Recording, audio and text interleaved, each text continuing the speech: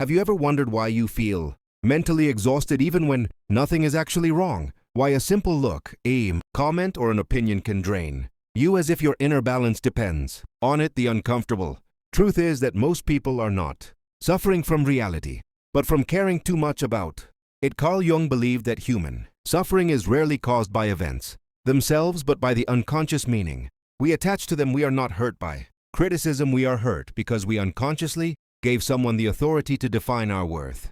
From childhood, we learn that approval equals safety and rejection equals danger. So we adapt, we observe reactions, we adjust behavior, and slowly we begin to live for acceptance rather than truth. Jung called this the persona, the social mask we wear to be liked, respected, and included. At first, the mask protects us, but over time we forget it is a mask, and that is where psychological fatigue begins, because the mind was never designed to perform endlessly for an audience. When you care too much about what others think, you hand them the steering wheel of your inner world. A glance can raise you, a word can crush you, and silence can terrify you. This is not sensitivity, it is dependency. And Jung warned that the most dangerous prisons are the ones we cannot see because they are built inside the psyche.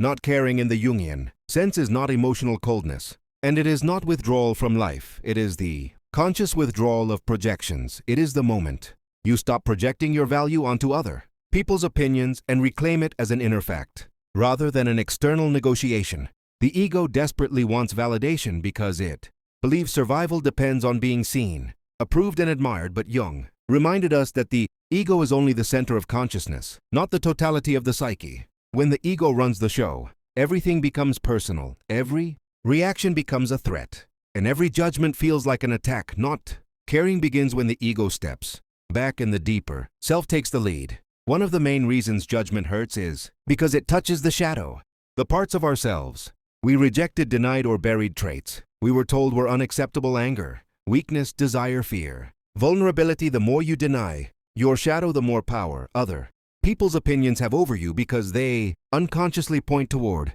what you are afraid to face in yourself. But when you confront and integrate your shadow, something shifts.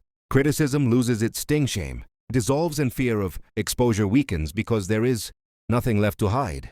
The person who truly does not care is not empty but complete. They are not numb but grounded. They do not need to prove, explain, or perform because they know who they are. Jung called this process individuation, the lifelong journey of becoming whole, not perfect, not admired, but integrated and psychologically free. Caring too much is an enormous energetic drain. Every time you replay conversations, analyze reactions, imagine judgments, or anticipate rejection, you leak psychic energy without realizing it, and this energy never returns. Not caring redirects that energy inward toward clarity, self understanding, and inner stability. There is a powerful paradox here. The less you care about controlling how others see you, the more solid your presence becomes. People either respect you more or drift away, and both outcomes are victories, because those who only valued you when you were compliant were never aligned with your true self to begin with. Jung believed that outer chaos reflects inner conflict, and inner peace comes not from controlling the world but from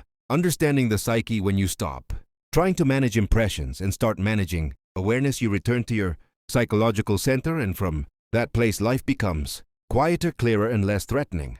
True freedom is not the absence of emotion but the absence of inner slavery. The moment you stop needing permission to exist, the moment approval loses its power, you reclaim authorship over your life. The question is not how do I stop caring, but why do I need to care so much in the first place? Because when that answer becomes conscious, the compulsion disappears on its own. If you want to go deeper into understanding the mind, mastering the self, and breaking free from psychological dependence on approval, subscribe now, because real power does not come from controlling others, it comes from understanding yourself.